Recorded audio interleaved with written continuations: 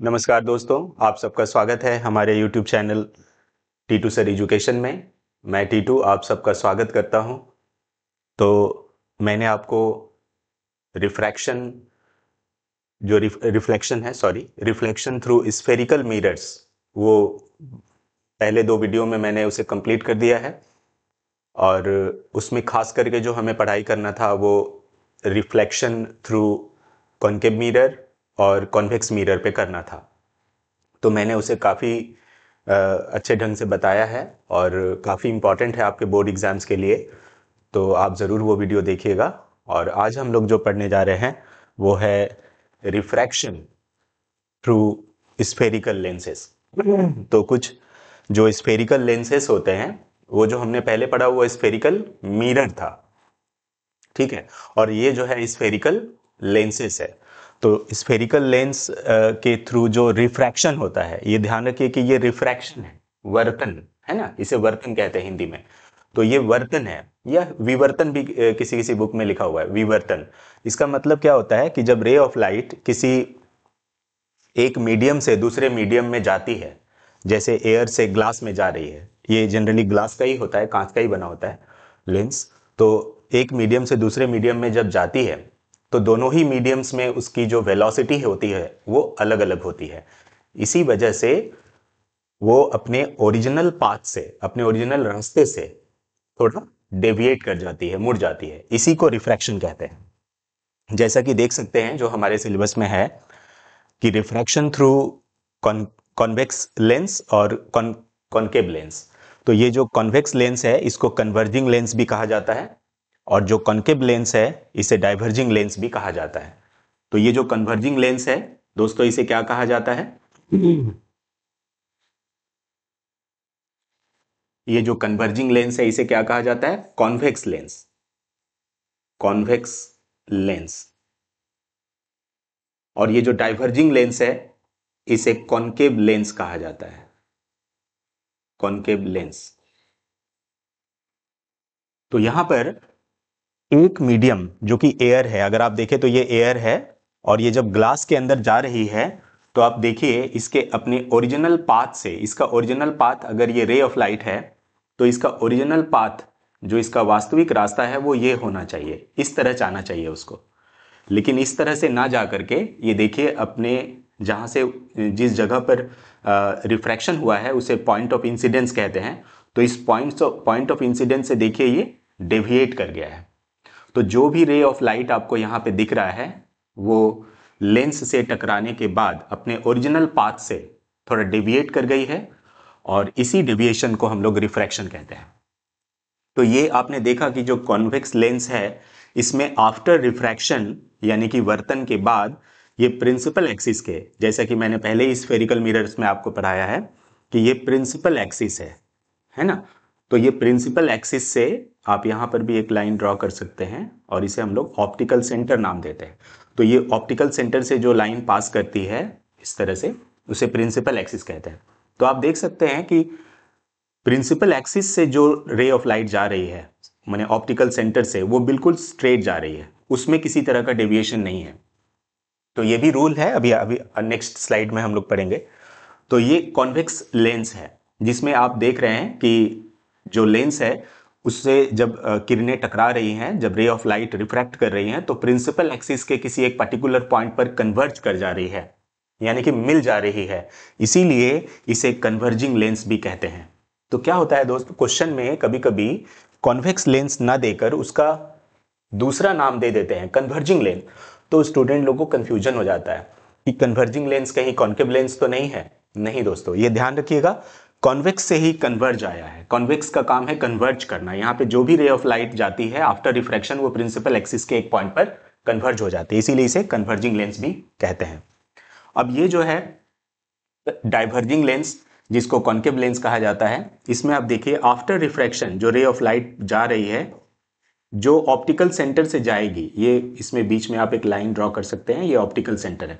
Optical centre से जो रे ऑफ लाइट जाती है वो अनडेविएटेड रहती है। देखिए जैसे जा रही थी ये बिल्कुल स्ट्रेट इस तरह पार कर गई। लेकिन ऑप्टिकल सेंटर को छोड़कर बाकी किसी भी जगह से अगर ये रे ऑफ लाइट अगर उस लेंस से पर इंसिडेंट करेगी, टकराएगी, तो आफ्टर रिफ्रैक्शन ये जो है देखिए इस तरह फैल जाएगी। मतलब यहां पर अगर आप ध्यान से देखिए तो आपको पता लगेगा कि ये फैल जा रही है अपने ओरिजिनल रास्ते से। क्या हो रही है दोस्तों, देखिए ये फैल जा रही है, मतलब इधर से जा रही है, वो फैल जा रही है, यानी कि इसमें जो रे ऑफ लाइट जा रही है वो इस तरह से फैल जा रही है ना। और उसमें क्या हो रहा था, एक जगह पे कॉन्सेंट्रेट कर जा रही थी, फोकस कर जा रही थी, और यहां पर ये फैल जा रही है ना। तो इसीलिए जब इसका जो ये जो रिफ्रैक्टेड रे है, जो रिफ्रैक्ट कर गया उसको क्या बोलते हैं, रिफ्रैक्टेड रे। यहां से यहां तक जो रे है वो इंसिडेंट रे है, लेकिन जो लेंस से टकरा के बाहर निकल रही है दिस इज रिफ्रैक्टेड रे।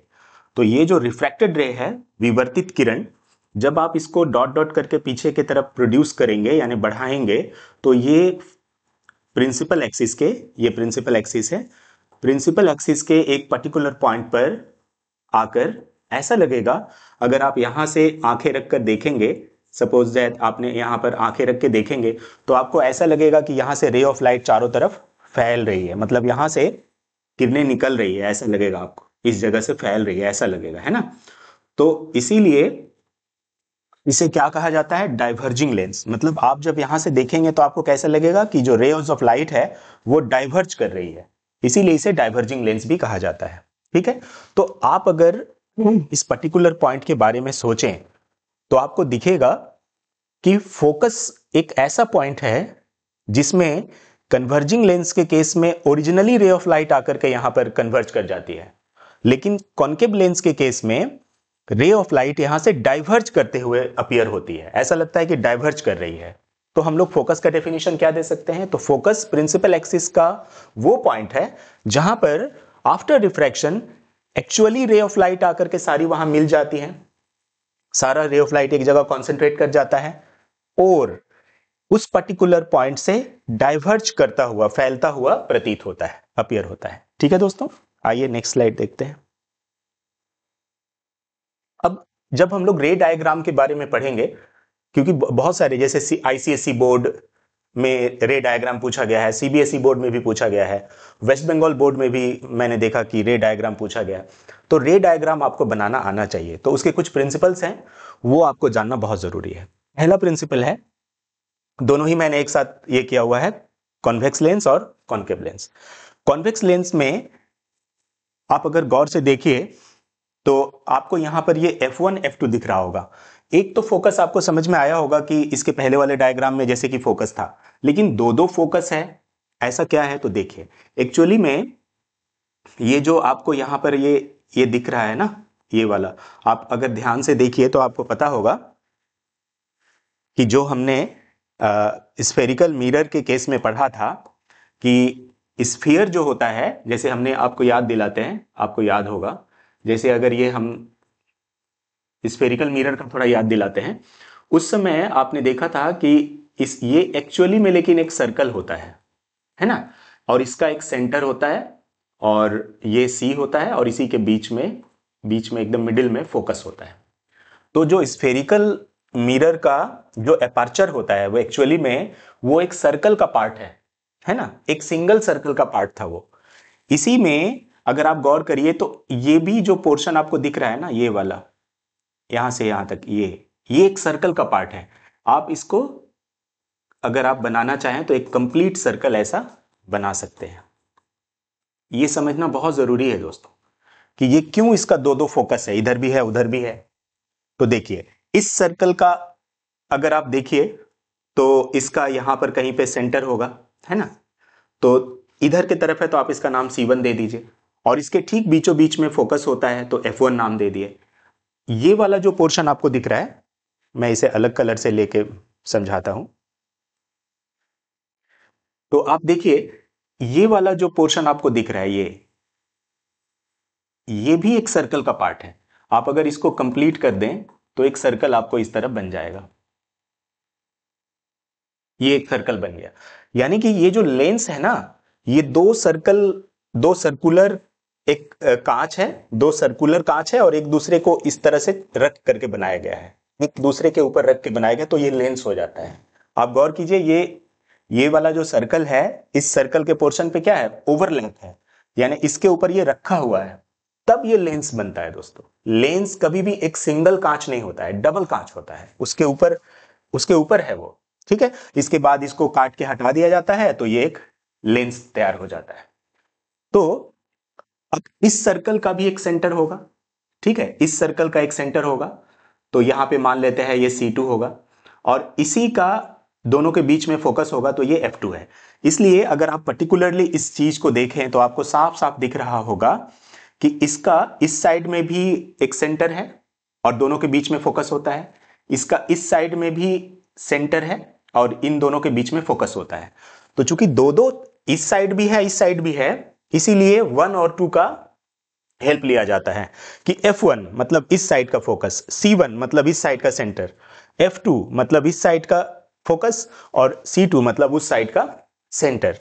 अब आपको यह ध्यान रखना होगा दोस्तों, आपने एक C और R में रिलेशन पढ़ा था कि जो C होता है ना सेंटर, वो फोकस का 2 गुना होता है ना, twice of the focal length होता है। तो इसीलिए इसे हम लोग R कहते हैं, radius R is equal to 2F होता है, ट्वाइस ऑफ इतना। तो ये जो सेंटर है यही तो हमारा रेडियस है ना, यहां से लेके यहां तक अगर हम देखें तो यही मेरा रेडियस है। तो ये वाला जो फोकस है ये क्या होता है दोस्तों, फोकल लेंथ होता है। तो इसमें रिलेशन क्या है, R is equal to 2F होता है, ठीक है। इसीलिए यहां से यहां तक जो फोकस है इसको आप F1 नाम दीजिए और यहां से यहां तक जो है आप इसको 2F1 भी नाम दे सकते हैं। ये बहुत इंपॉर्टेंट है क्योंकि बुक्स में आपको 2F1 मिलेगा, C1 भी है लेकिन किसी किसी बुक में है, लेकिन आपको ध्यान रखना होगा कि जो C1 है इसी को 2F1 बोल रहे हैं और कुछ नहीं है। आप अगर कॉन्केव मिरर या कॉन्वेक्स मिरर के बारे में सोचिएगा तो वहां हमने C लिया था फोकस। रीजन क्या था कि बस सिंगल ही था वो, है ना। लेकिन यहां पर क्या है, दोनों तरफ है, इधर भी है, इसीलिए 1F1 और F2 लिया जा रहा है, C1 और C2 लिया जा रहा है। साथ ही साथ ये बात आपको ध्यान रखना है कि जो C1 है वही 2F1 लिखा जाता है, यानी C1 जो है 2F1 है, इसमें मिस्टेक नहीं कीजिएगा। उधर भी ये जो C2 है आप इसको 2F2 लिख सकते हैं। तो ये काफी इंपॉर्टेंट बात है दोस्तों, तभी आपको ये पूरा जो डायग्राम है वो समझ में आएगा। तो आपने इसमें क्या देखा, जो फर्स्ट प्रिंसिपल है वो क्या कहता है कि अगर ray of light principal axis के पैरेलल अगर जाएगी, प्रिंसिपल एक्सिस के अगर पैरेलल जाएगी तो आफ्टर रिफ्रैक्शन वो फोकस से होके गुजरेगी। आपको याद होगा स्फेरिकल मिरर में भी हमने यही रूल देखा था कि जब प्रिंसिपल एक्सिस के पैरेलल कोई रे ऑफ लाइट जाती है कॉन्केव मिरर के केस में तो वो आफ्टर रिफ्रैक्शन फोकस पे आके मिल जाती है। तो वही बिल्कुल यहां भी है कॉन्वेक्स मिरर के केस में। तो लगभग आप देखिएगा जो जो प्रॉपर्टी कॉन्केव मिरर के बारे में आपने पढ़ा था वही सब आपको कॉन्वेक्स लेंस में मिलेगा। यानी कॉन्केव मिरर और कॉन्वेक्स लेंस आपको इसमें प्रॉपर्टी बहुत सिमिलर मिलने वाला है, इसीलिए दोनों को आप कंपेयर करके पढ़िए, जब भी पढ़िए तो मैं याद दिलाता रहूंगा आपको पढ़ने के दौरान। कॉन्केव लेंस में देखिए जब ray of light principal axis के पैरेलल जा रही है तो आफ्टर रिफ्रैक्शन ये इस तरह डेविएट कर जा रही है और जब आप इसको प्रोड्यूस कीजिएगा पीछे की तरफ जब बढ़ाइएगा तो ये एक पॉइंट पर मिल जाएगी जो कि फोकस पर आकर मिलेगी। तो ये सिंपल सा बात हम लोगों को समझ में आ रहा है कि जब कोई ray of light principal axis के पैरेलल जाएगी तो आफ्टर रिफ्रैक्शन या तो फोकस पे मिल जाएगी या फिर फोकस पर मिलते हुए प्रतीत होगी, appear to meet with the focus. ठीक है, तो आइए नेक्स्ट स्लाइड देखते हैं। यहां भी आप देख सकते हैं बिल्कुल वही डायग्राम है, मैंने उसी डायग्राम को अपोजिट में बनाया है। अपोजिट दूसरा थ्योरी क्या कहता है कि अगर कोई रे ऑफ लाइट फोकस से जाएगी, है ना, कोई भी रे ऑफ लाइट फोकस से जाएगी तो आफ्टर रिफ्रैक्शन ये प्रिंसिपल एक्सिस के पैरेलल हो जाएगी, है ना। देख सकते हैं यहां पर आप देखिए जो रे ऑफ लाइट फोकस से, यहां से देखिए ये डॉट डॉट करके बढ़ाएंगे तो फोकस पे जा रहा है, तो फोकस पे या तो मिलेगी या फिर फोकस से पास करेगी, तो वो आफ्टर रिफ्रैक्शन यानी कि टकराने के बाद या फिर आप बोल सकते हैं रिफ्रैक्ट करने के बाद प्रिंसिपल एक्सिस के पैरेलल हो जाएगी। यहां भी देख सकते हैं ये प्रिंसिपल एक्सिस के पैरेलल हो गई है। तो ये दूसरा रूल है, ठीक है। नेक्स्ट देखिए, अगर कोई ray of light optical centre से पास करेगी, ऑप्टिकल सेंटर, तो ये अनडेविएटेड रहेगी, कोई भी इसमें विचलन या मुड़ाव नहीं होगा, ये बिल्कुल पास कर जाएगी। जब भी ऑप्टिकल सेंटर से जाएगी तो इसी तरह से अनडेविएटेड यानी स्ट्रेट लाइन में पास कर जाएगी। अब एक बार यहां पर रूल को हमने समराइज कर दिया है, देख सकते हैं। पहला रूल आपने क्या पढ़ा था कि अगर प्रिंसिपल एक्सिस के पैरेलल जाएगी तो फोकस से पास करेगी, बिल्कुल ठीक है। अगर कोई रे ऑफ लाइट फोकस से जाएगी तो प्रिंसिपल एक्सिस के पैरेलल हो जाएगी, है ना, समानांतर हो जाएगी, ये एक पढ़ा। नेक्स्ट आपने देखा कि अगर ऑप्टिकल सेंटर से पास करेगी तो ये अनडेविएटेड रहेगी, देख सकते हैं इधर में कॉन्वेक्स लेंस का है और इधर कॉन्केव लेंस का है। तो यहां पर यही बातें आपको ध्यान रखनी है। और फोकस से जब फोकस से या तो मिलेगी या फिर ये होगी, देखिए पैरेलल जा रही है तो ये फोकस पे मिल रही है ना, और जो फोकस पे मिलेगी वो पैरेलल हो जाएगी, ठीक है। तो बिल्कुल आपको ये ध्यान रखना है, 3 रूल है इसका, एक बार मैं रिपीट कर देता हूं ताकि आपको कंफ्यूजन ना हो। जब ऑप्टिकल सेंटर से जाएगी तो अनडेविएटेड रहेगी, कॉन्वेक्स लेंस कॉन्केव लेंस दोनों ही केसेस में। जब प्रिंसिपल एक्सिस के पैरेलल जाएगी तो फोकस से गुजरेगी, प्रिंसिपल एक्सिस से जाएगी तो फोकस पे आके मिलेगी, ठीक है। जब फोकस से जाएगी तो पैरेलल हो जाएगी, देख सकते हैं फोकस से जाके मिल रही तो पैरेलल हो जा रही है आफ्टर रिफ्रैक्शन, ठीक है। नेक्स्ट देखिए, अब यहां पर दोस्तों जो एग्जाम में क्वेश्चन आता है हम लोग वहां आ जाते हैं, यही क्वेश्चन आपको एग्जाम में पूछा जाता है। तो पहले मैंने बेसिक्स बता दिया आपको, रे डायग्राम वगैरह के बारे में, कॉन्वेक्स लेंस कैसा होता है, क्यों हम लोग जो है लेंस के दोनों तरफ फोकस लेते हैं, इधर भी उधर भी, क्योंकि दोनों तरफ ये भी एक स्फीयर का पार्ट है और वो भी एक स्फीयर का पार्ट है, दोनों स्फीयर को ओवरलैप करके ही ये लेंस बना है ना। तो आपको ये क्लियर हो गया होगा कि ये 2f1 और 2f2 क्या है, क्योंकि देखिए C1 को ही 2f1 लिखा गया है, क्योंकि ये जो f होता है सेंटर बीच में, इसी का तो डबल है ना ये, इसीलिए ये इधर भी आपको f1 f2 मिलेगा, f1 और 2f1, इधर भी मिलेगा f2 और 2f2। तो ये बहुत ही ज्यादा इंपॉर्टेंट है कि आप ऑब्जेक्ट को प्रिंसिपल एक्सिस के किस पोजीशन पर रखेंगे तो उसका इमेज जो है कहां पर बनेगा, उसका नेचर कैसा होगा, उसका मैग्निफिकेशन क्या होगा, ये सब जैसा कि हमने कॉन्केव मिरर कॉन्वेक्स मिरर के केस में पढ़ा है। तो आइए हम लोग देखते हैं, ये बहुत ही इंपॉर्टेंट है, आप लोग इसको थोड़ा ध्यान से समझिएगा, बाकी वीडियो को आप जल्दी जल्दी भी पार कर सकते हैं, मगर इसे जरूर अच्छा समझिएगा, एग्जाम्स में यही पूछा जाता है। तो जब ऑब्जेक्ट को आप इंफिनिटी पे रखेंगे, एट इंफिनिटी, तो आप जानते हैं कि इंफिनिटी से जो रे ऑफ लाइट आती है वो पैरेलल आती है। तो पैरेलल आने के बाद आप जानते हैं कि पहला प्रिंसिपल यही आपने पढ़ा कि पैरेलल रेज जब आती हैं तो आफ्टर रिफ्रैक्शन फोकस पे आके मिल जाती है। तो बिल्कुल जो इमेज बनेगा वो फोकस पे ही बनेगा, यहां पर जहां पे रे ऑफ लाइट मिल रही है, और जो इमेज बनेगा वो काफी छोटा बनेगा, क्योंकि देख रहे हैं ना सारा रे ऑफ लाइट एक ही पॉइंट पे आके जस्ट एक पॉइंट पे आके कन्वर्ज कर जा रहा है, और बहुत ब्राइट बनेगा, बहुत चमकीला बनेगा। और जाहिर सी बात है कि जब ओरिजिनली में मिल रहे हैं रे ऑफ लाइट तो वो रियल इमेज होगा, ठीक है। तो इमेज कैसा बनेगा, रियल इमेज बनेगा, कहां पर बनेगा, फोकस पे बनेगा, है ना, on the other side of the lens, lens के दूसरे तरफ। और कैसा होगा नेचर इसका, तो रियल इमेज होगा, क्योंकि रियली में आकर के दोनों सारे रे ऑफ लाइट आकर मिल रहे हैं। अब आते हैं इंफिनिटी से रखने के बाद 2f1 यानी कि C1 से थोड़ा इधर, जिसको हम बियॉन्ड C1 भी बोल सकते हैं या बियॉन्ड 2f1 भी बोल सकते हैं, 2f से दूर अगर आप रखते हैं तो देखिए क्या होगा। तो आप जब भी रे डायग्राम भी बनाने आता है एग्जाम में, आप लोगों को बोर्ड एग्जाम्स में खास करके, तो आपको देखना है कि कैसे बन रहा है, प्रिंसिपल आपको वायोलेट नहीं करना है तो फुल मार्क्स मिलेगा आपको। प्रिंसिपल को आपको ध्यान रखना है। प्रिंसिपल क्या कहता है कि पहला जो रे ऑफ लाइट है आप लीजिए पैरेलल, जब आप प्रिंसिपल एक्सिस के पैरेलल ले रहे हैं तो कहां से गुजरेगा, ये फोकस से, देखिए ये रहा फोकस, और फोकस से पास किया है। दूसरा रे ऑफ लाइट लीजिए ऑप्टिकल सेंटर से, जो ऑप्टिकल सेंटर से जाता है वो अनडेविएटेड रहता है, अनडेविएटेड ले लीजिए। तो देखिए ये रे ऑफ लाइट और ये रे ऑफ लाइट को जब आप बढ़ाएंगे तो इस जगह पर ये कट कर रहे हैं, यानी इसका इमेज यहां पर बनेगा।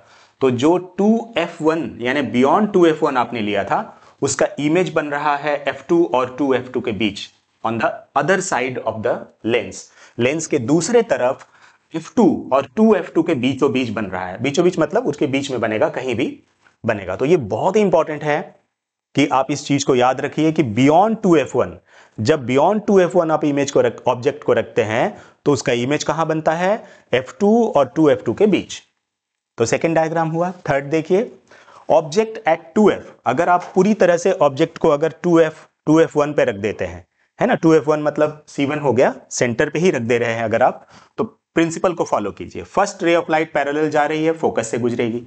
दूसरा ऑप्टिकल सेंटर से जाएगी, अनडेविएटेड रहेगी। और आप देखिए 2f1 पे आपने रखा था और 2f2 पे बना है, और लगभग आप अगर इमेज का हाइट को अगर आप देखेंगे तो दोनों बराबर आ रहे हैं, यानी कि जो 2f1 पे अगर आप ऑब्जेक्ट को रखते हैं तो 2f2 पे बनेगा on the other side of the lens. और इसका आकार कैसा होगा, साइज कैसा होगा, बिल्कुल साइज ऑफ द ऑब्जेक्ट और साइज ऑफ द इमेज दोनों बराबर होगा। ठीक है, तो काफी इंपॉर्टेंट है, मैं एक बार रिवीजन कराऊंगा, पहले आप समझते जाइए। Object between f and 2f, अगर आप f और 2f के बीच रखते हैं, मान लीजिए आपने f1 और 2f1 जो है यहां पर f1 और 2f1 इसके बीच अगर आपने रखा ऑब्जेक्ट को, तो क्या होगा, तो देखिए क्या होता है, एक सेकेंड दोस्त।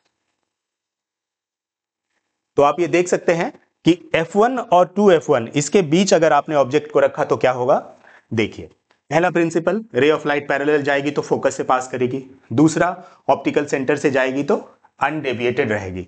तो आप देखिए कि इसका जो इमेज है वो बियॉन्ड 2f2 बन रहा है, 2f2 से दूर बन रहा है।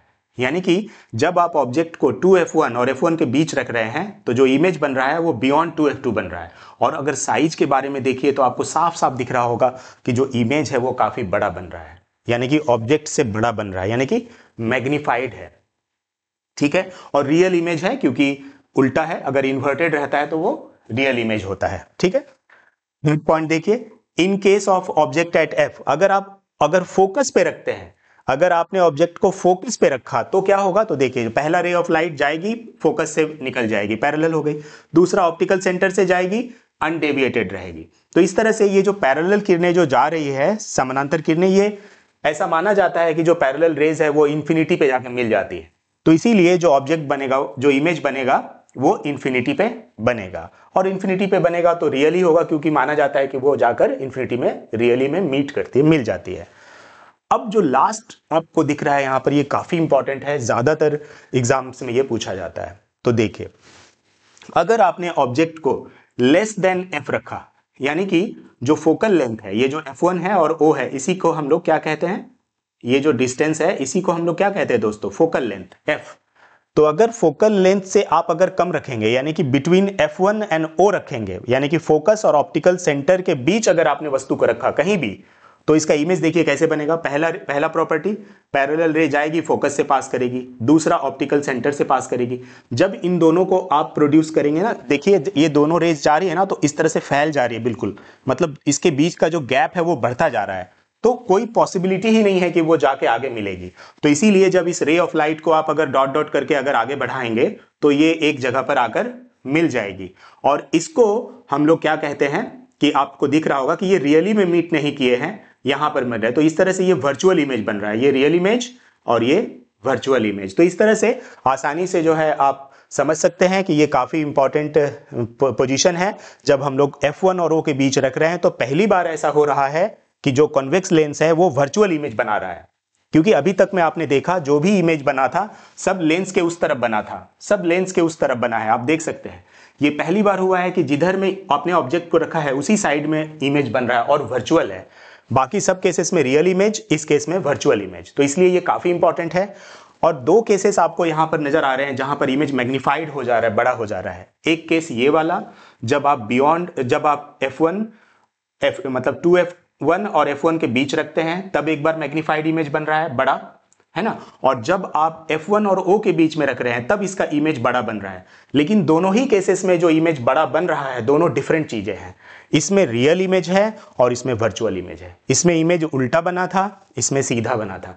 इसलिए एग्जाम्स में दोस्तों पूछा जाता है कि जो आपसे पूछा जाएगा कि मैग्नीफाइड इमेज बनाना है तो आप कहां रखेंगे, है ना। तो आप ये कह सकते हैं कि आपका क्वेश्चन इनकम्प्लीट है।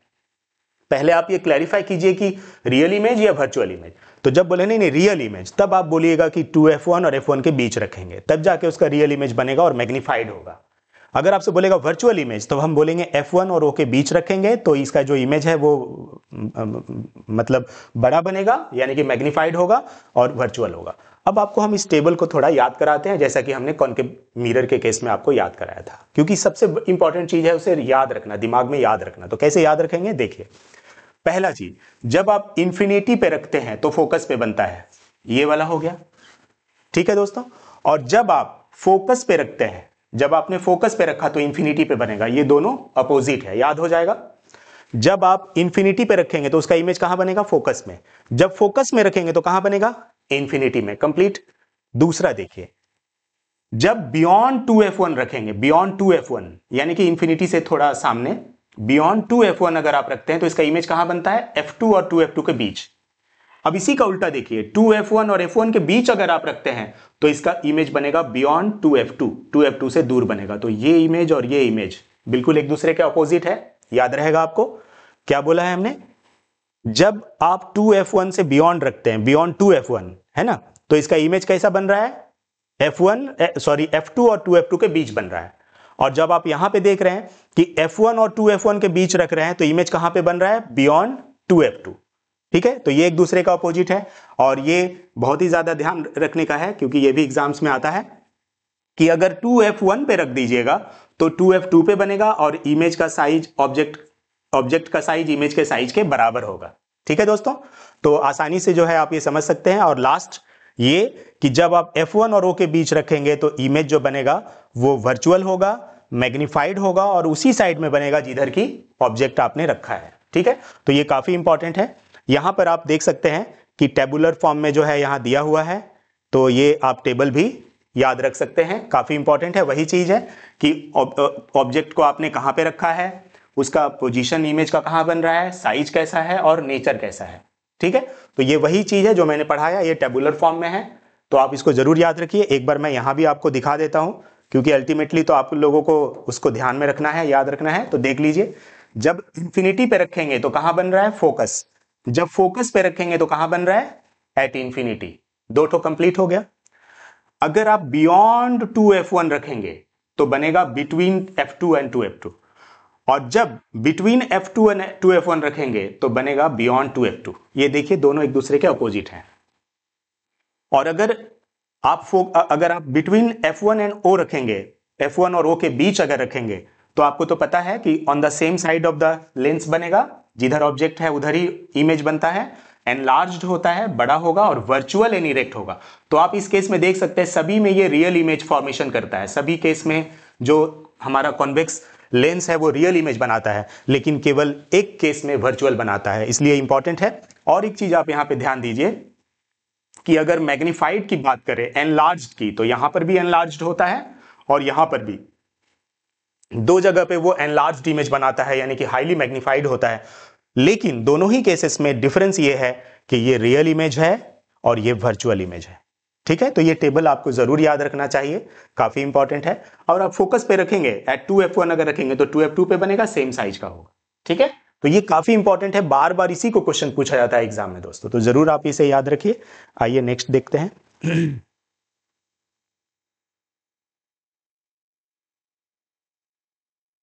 अब ये आ जाता है कि कॉन्केव लेंस से कैसे इमेज बनता है। तो देखिए, कॉन्केव लेंस से जब आप अगर इंफिनिटी पे किसी चीज को रखेंगे तो उसका इमेज कहां बनेगा, फोकस पे, f1 पे, क्योंकि जो भी पैरेलल रेज है उसको जब आप प्रोड्यूस करते हैं तो फोकस पे आके मिल जाती है।